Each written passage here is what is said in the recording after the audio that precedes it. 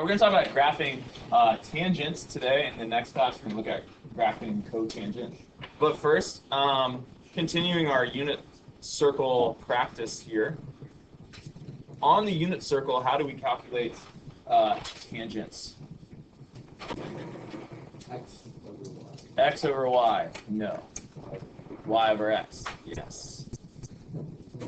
So, you can remember that little abbreviation there. On the unit circle, what is y again? What does y go with? Sine. And what does x go with? Cosine. Okay, so here's another way to think of tangent. Is it sine divided by cosine? Might not have known that. Might have known it. Okay, so we're going to find the tangent of some angles on the unit circle. So if I'm doing tangent of 0, what is the y-coordinate at 0? 0. And what's the x-coordinate? 1. What's 0 divided by 1? 0.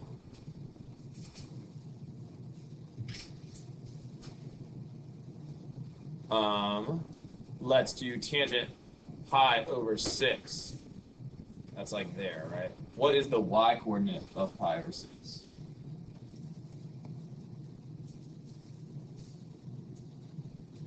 What's the sine of pi over 6?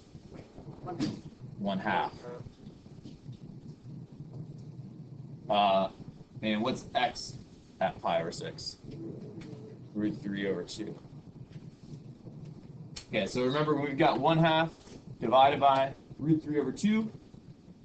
We can cancel out the 2's, like so. We're left with 1 over root 3. And then what would we do?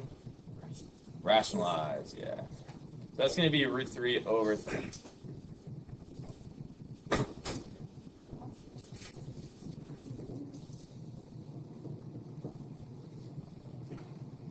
Okay.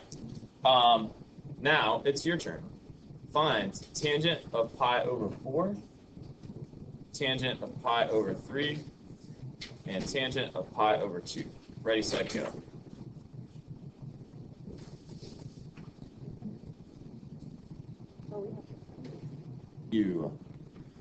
Tangent of pi over 4, what is that? That is 1. Root 2 over 2 divided by itself is 1. Tangent pi over 3, root 3. Yeah, we're doing root 3 over 2 divided by 1/2. 2's cancel out. You just get square root of 3. Tangent pi over 2, undefined. Yes. Because we're doing 1 divided by 0. Okay, so we're actually going to keep going here. So if I'm just tracking around the unit circle, next would be tangent of 2 pi over 3. Oh, we're not done. Tangent of 2 pi over 3. Maybe we can do this one a little bit faster.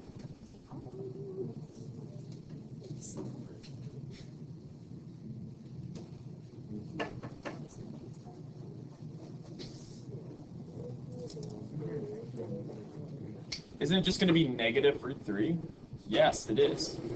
Because what we're doing is we are dividing the same numbers that we did for pi over 3, right? It's root 3 over 2 for the y-coordinate, negative 1/2 for the x-coordinate. So we're going to get the same result that we got for pi over 3, just negative, because now we're in the second quadrant.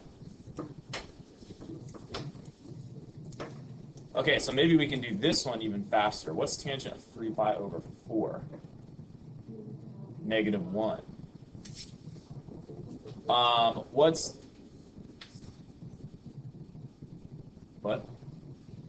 That makes sense? Same thing as pi over 4, but what's tangent of 5 pi over 6? Negative, because we're second quadrant. Root 3 over 3. Because again, we're using the same numbers that we did for pi over 6, but now the x-coordinate is negative.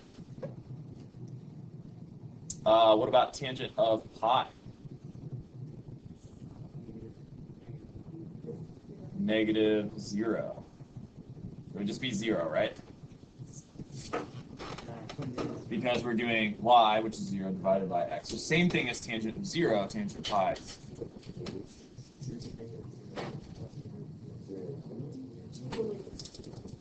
Okay, so maybe we can do these even quicker. What about tangent 7 pi over 6? Root 3 over 3. Positive now because x and y are both negative. Now we're in the third quadrant. Same numbers, so it's over 6. It's the same numbers in the same order. Okay, tangent of 5 pi over 4. 1. Same thing as 3 pi over 4 and pi over 4, but it's positive now. Tangent of 4 pi over 3.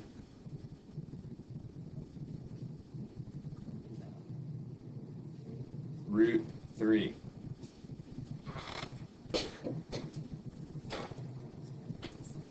Tangent of 3 pi over 2.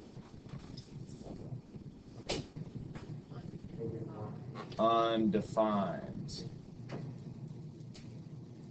Right, same as pi over 2. We're doing negative 1 divided by 0. Still undefined. Negative 1. Okay. Tangent 5 pi over 3.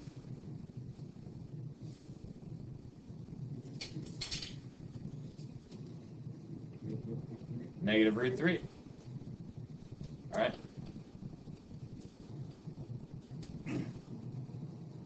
Same coordinates, right? Now it's negative because we're in the fourth quadrant. Cosine is positive, sine is negative. Tangent 7 pi over 4. Negative 1. Tangent 11 pi over 6. Negative root 3 over 3. Tangent of 2 pi.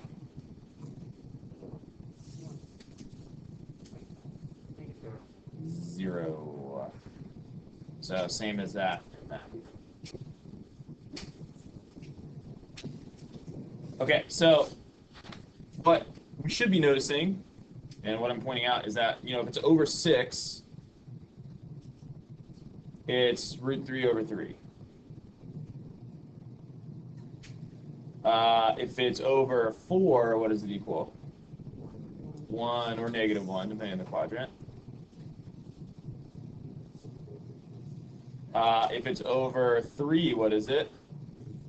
Root 3, positive or negative.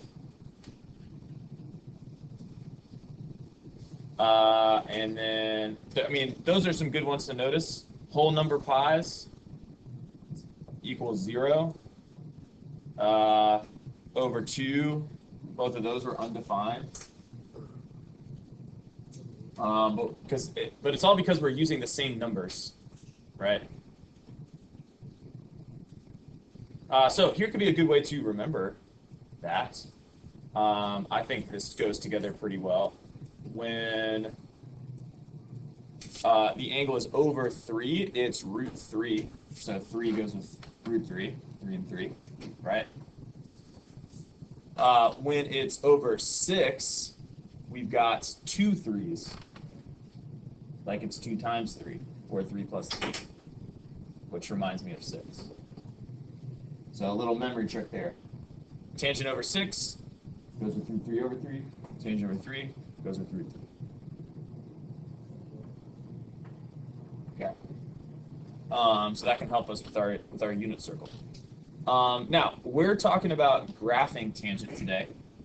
So one thing we want to think about is, we know that this function is going to repeat itself for forever, just like sine and cosine. Because you go around the circle an infinite number of times, you get the same numbers over and over again. How long is it in this list before we repeat the same values again? At what point do we start repeating? After which one? 2 pi. After 2 pi we start repeating? We would definitely start repeating after 2 pi because they would be coterminal with all those. But maybe we start repeating sooner than that. After what? After pi. So after pi over 2, we get the same numbers again, but negative, right? Because we go root 3 over 3, 1, root 3, undefined. Then we go negative root 3, negative 1, negative root 3, root 3. But then we start the pattern all over again. I guess we technically start it at pi is when we restart it, right? 0, root 3 over 3, 1, root 3, undefined. It's the exact same order. Which means that if we're graphing this, if it's pi before it repeats itself, what is the period of a tangent graph? Pi, right? A period means how long is it before it repeats itself. For tangent, it's pi. This is different than cosine and sine, right? Right?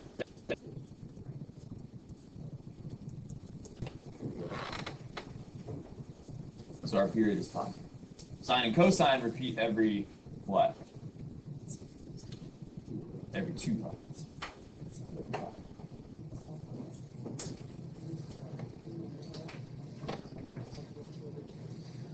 Okay, so just like before, whatever the period is, we're just going to put that at the end of our x-axis like that. And we'll divide up our x-axis just like before.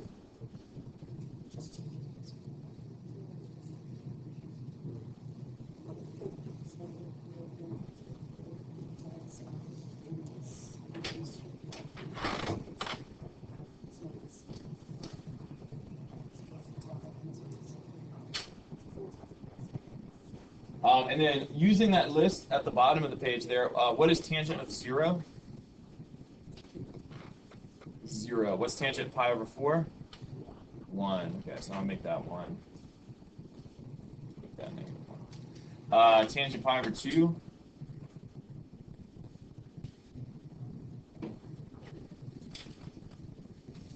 Tangent pi over 2? Undefined. Okay, so how do I graph undefined? Asymptotes. Vertical asymptote. Okay. Tangent 3 pi over 4.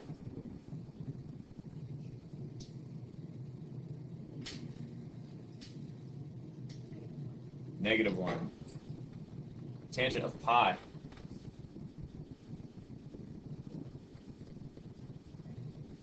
Zero. Okay, we wrote all these out. All right. Okay, our graph cuts off here, but let's just think about, you could graph this too if you want. 5 pi over 4, what's tangent 5 pi over 4? 1. What's tangent of 3 pi over 2? Undefined. Okay, we didn't do these, but maybe we can think backwards here. What would tangent of negative pi over 4 be? Negative 1. Yeah. So it's in the same place as 7 pi over 4, so it's going to have the same tangent. What about tangent of negative pi over 2? Undefined. So maybe we're seeing a little pattern here. Tangent negative 3 pi over 4? 1. Tangent negative pi? 0. Tangent negative 5 pi over 4? Negative 1, right? We're getting this like 3 dots kind of slanted, like positive slope sort of in that direction. Okay, so let's talk about what this graph looks like. Looking at this point right there, as I go to the right towards the asymptote, which way would our graph be going if I'm approaching an asymptote? Yeah, it would be approaching infinity, right? This is how graphs behave near asymptotes. Similarly, this point over there, bottom left, where would that be approaching as we go to the left? Yeah, this would be going down to negative 3. Okay, this is just how graphs behave around asymptotes.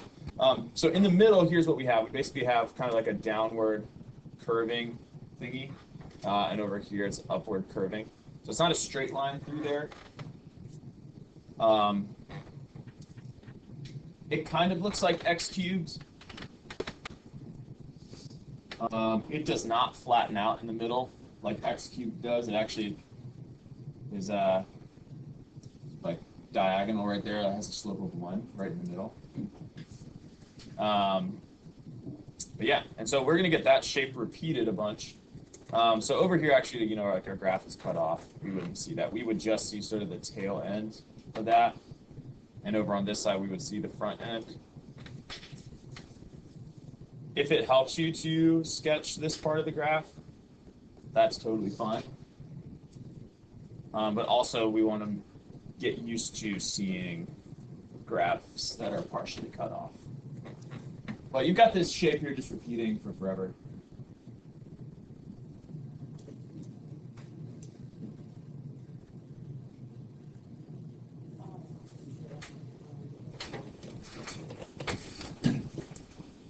Okay, so a big thing with graphing, as you know, like we know all the rules for transformations. So the key when we learn a new parent function is to memorize what that parent function looks like. We need to look for specific features in there so that we can, you know, manipulate it.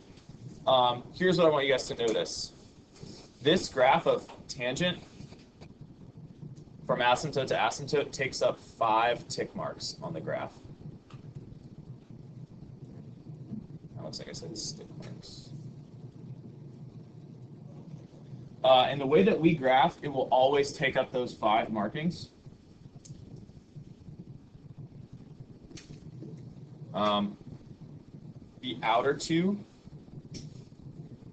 are the vertical asymptotes.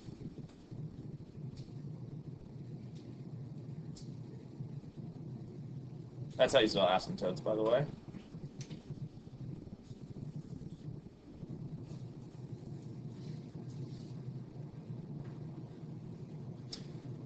The next 2 tick marks in, I call these the stretch points.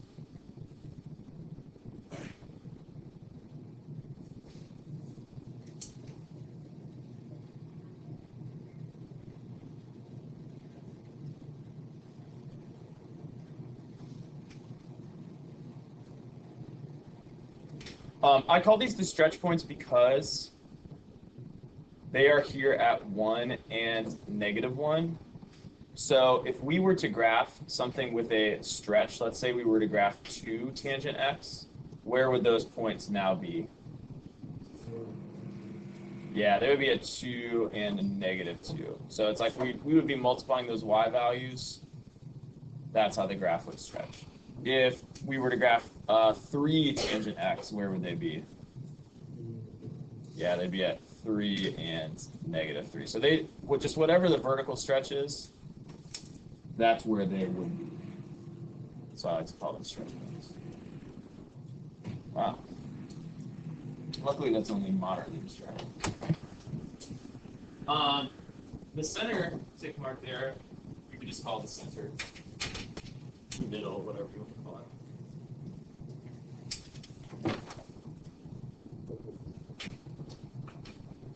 Any kind of vertical stretch is not going to move that one. That one's just going to be on our center line.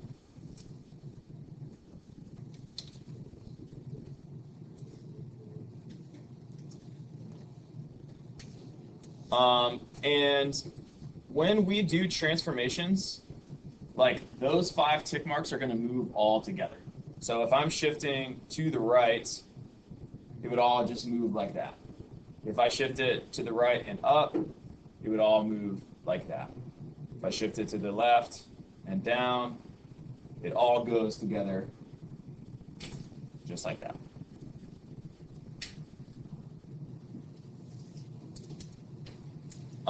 Okay. Domain x such that x cannot equal, what is the number x cannot equal? Pi over 2. And then how far apart are those asymptotes? 5. Oh my gosh. Sorry. Pi, they are pi apart. So hopefully this, it doesn't like when I write over there.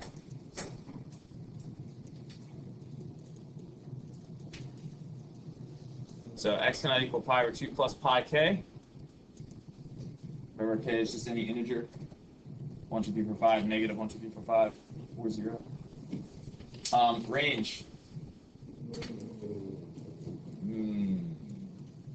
Indeed. negative infinity to infinity. All real numbers.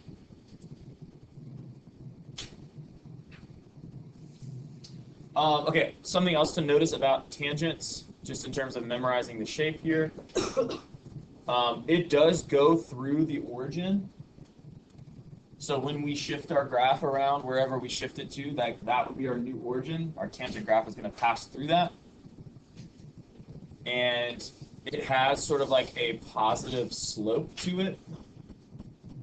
Kind of reminds me of the letter T. T is for tangent.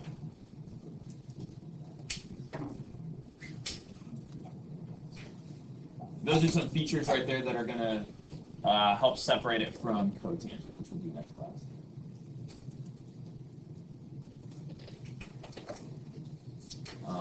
Yeah, all right, let's move on to the next page.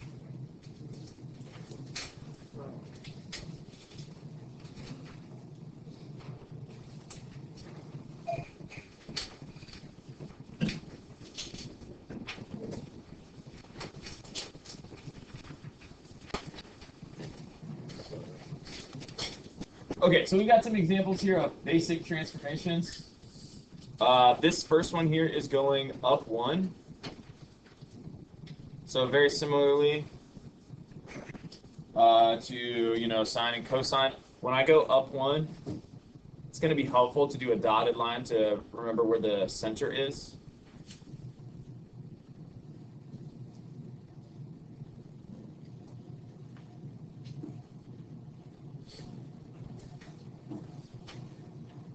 And we're not going to the side at all. So here is our origin. So that's the center point right there. As we go 1 tick mark out. Well, actually, sorry. First, we should label our x-axis here. There's no period change, so we just have the default x-axis.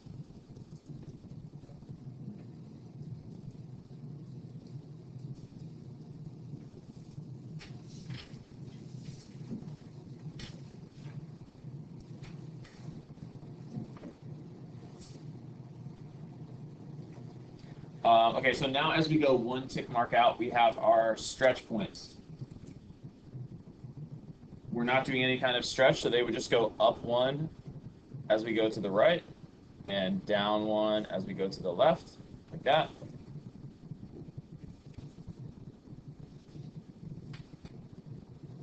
Then as we go 1 more tick mark out, what do we have? We have our vertical asymptotes. There's our 5 tick marks. And you can graph our tangent shape. To make your tangents look nice, I like to start in the middle and then draw kind of curving downward towards the asymptote and then come back to the middle and go curving upwards. So sometimes it can be hard to make these things look good. So that's how I do it. Start in the middle.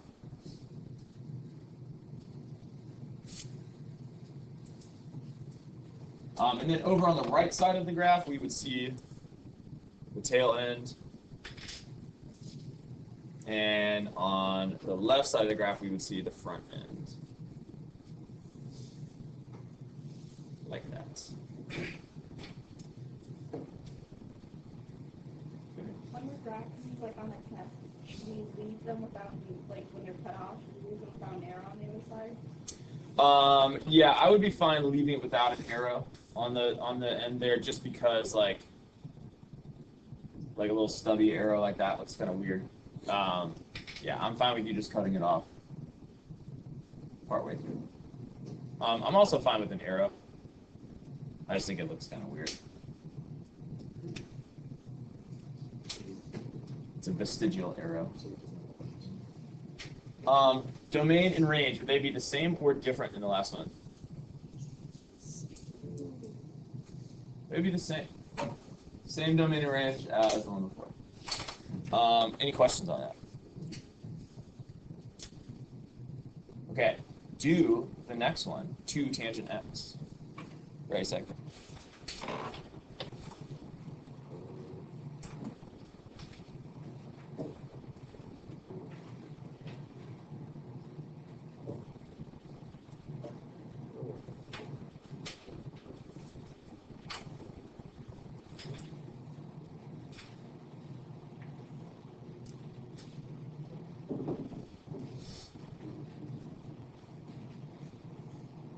Okay, so we don't have any vertical shift or sideways shift in this one. We just have, what's that 2 going to do? What? It adds to, it makes the wave feel high. Yes. Vertical stretch, yeah, it's going to make it higher and lower. So we've got our center, 1 tick mark out. We've got the stretch points. They're called the stretch points because now they're going to go up to what number? 2. So go up to 2, down to -2. And then the next set of tick marks out, what do we have? Asymptotes. Yes. Okay, and then over here we'll see this part. And over here we'll see this part.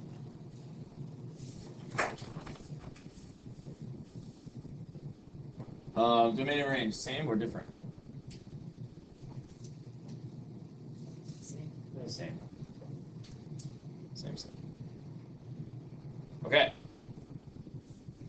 Next one here, tangent 2x. What is that 2 going to do?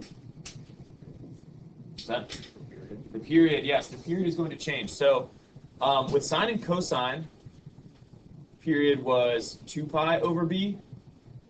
For tangent, it's pi over b.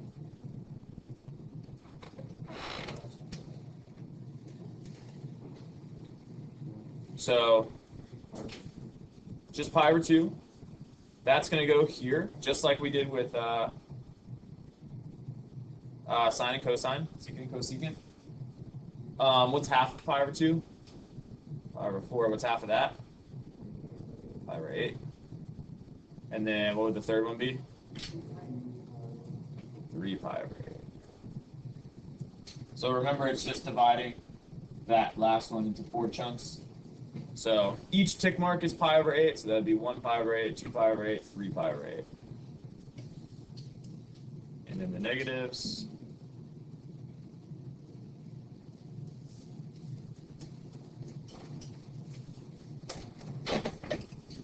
But then again, same thing as with sine and cosine. The reason that we relabel the x-axis is so that we can still just graph the same parent function. We can keep it to 5 tick marks.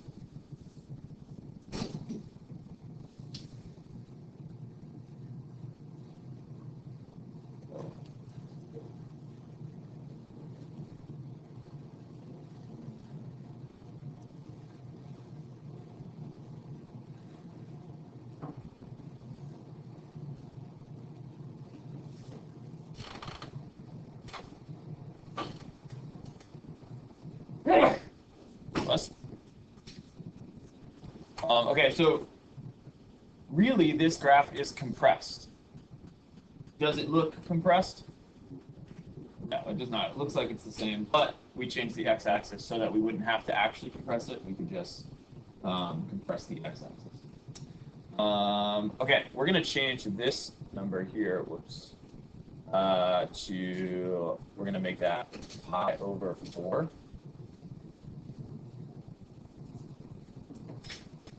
I'm just going to cross all that.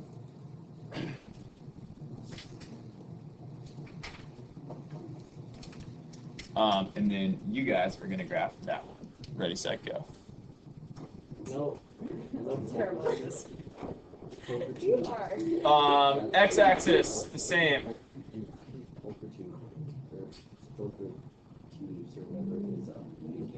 Down as you can read. Huh? Y-axis, the same. Which way are we going? To the right. So for tangent, the middle moves to the right. So then 1 tick mark out would be our stretch points. 2 tick marks. Oh, what's that? 2 tick marks out would be our asymptotes. So the asymptotes do move with it. All 5 move together.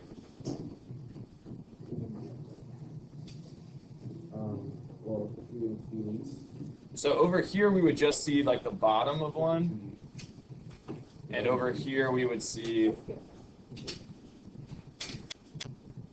sort of like this much of one. Yeah, here if you want to put an arrow on the end, that's fine. If you want to not put an arrow on the end, that's also fine.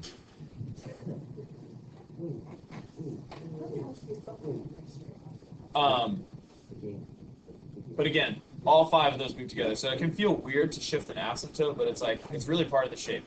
When it moves, they move, just like that. Let's do domain for these last 2 here. Okay, yes.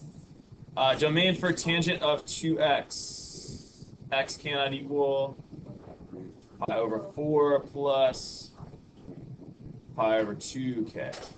All right, so we see this distance here apart. It's pi over 2. This number here is always going to match the period. And here's why, because one period of tangents is kind of surrounded by 2 asymptotes, which means we have an asymptote, 1 full period, and then another asymptote, so that means the distance between them is the period. So that's kind of nice. Whatever that number is on the end there, you can do domain kind of quick. Over here, we've got x cannot equal 3 pi over 4. We can also say negative pi over 4 plus. Okay. Right on. Range for both of these, all of these?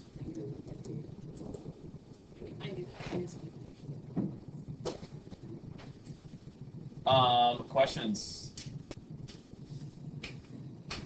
Making sense so far? Yeah. So again, like the more parent functions we learn, the more you guys are just going to be focused on memorizing what the parent function looks like, because all the shifts and stuff are the same. Maybe a little bit different flavor with trig functions versus exponents and logs, but same rules. Okay, go 2 pages into the future here. Wait, what? Where? Hold on. Oh yeah, so this classwork page, and we're going to look at number 3. And we're going to do it all together.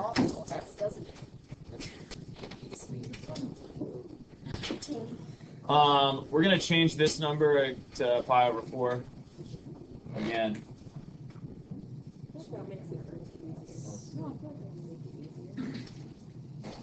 This is number 3 on the class, which is still part of the packet. Does everyone find it? Everyone there? We good? Everyone's on the same page. Literally. How rarely do we use that literally? Okay, so process here, very similar to sine and cosine. We've got a vertical shift of up 1. So I'm going to mark that off with a dotted line.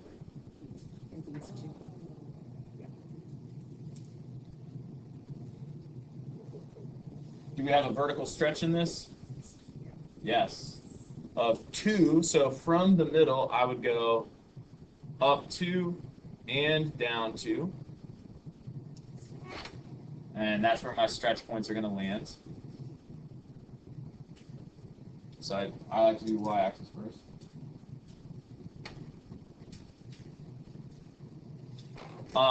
What is the period of this one going to be? Pi over 2. So pi over 2 is going to be there.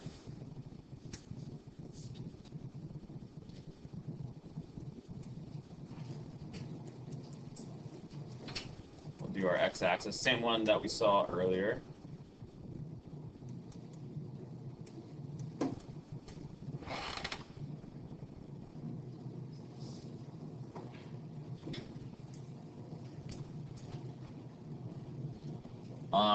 And then which way are we shifting? To the right, pi over 4. Okay, so I'm going to go to the right, pi over 4, but I got to put that center point on our midline there, right? Because it's shifted up 1. So there's the center point. Out 1 tick mark. on both sides would be our stretch points. So I need to go up 2 because our stretch is 2.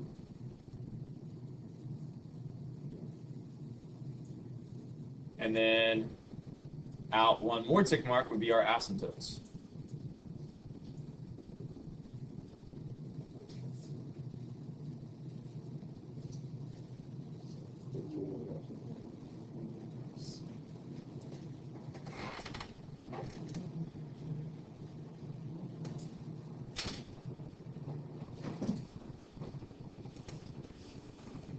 And then in this one here, like we can count, we can see 5 tick marks. Okay, so the other asymptote's going to be over there.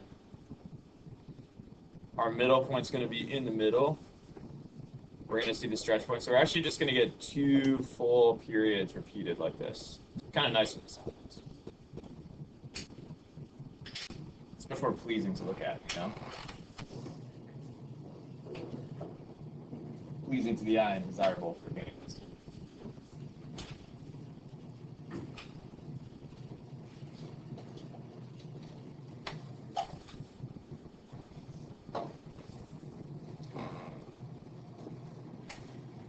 Questions on that process?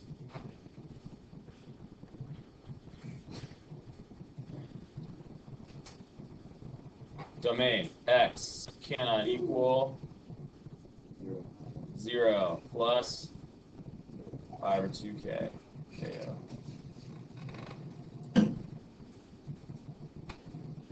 ko. You guys do number 5, which is on the next page.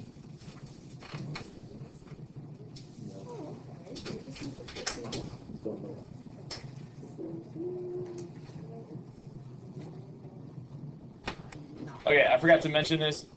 You guys are already talking about it, which is good. What do we need to do first before we graph this one? Take the 2 out, yeah. So same as sine and cosine. This is not standard form. When we take the 2 out, pi over 4.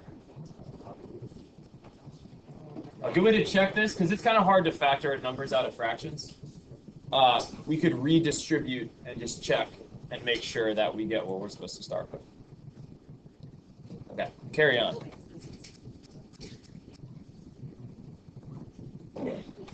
All right, looks like we're getting the hang of this here. What's the period of this graph? Pi over 2. Yeah, so we're doing pi divided by b. We've seen this one a lot here, these numbers. So, and we're going to the right, pi over 4. So boom, there's the middle. No stretch to this one, so it's just going to 1 and -1. Asymptotes out from there. And same deal here, we get one of these where it's like 2 of them next to each other. I like it when it works out like this.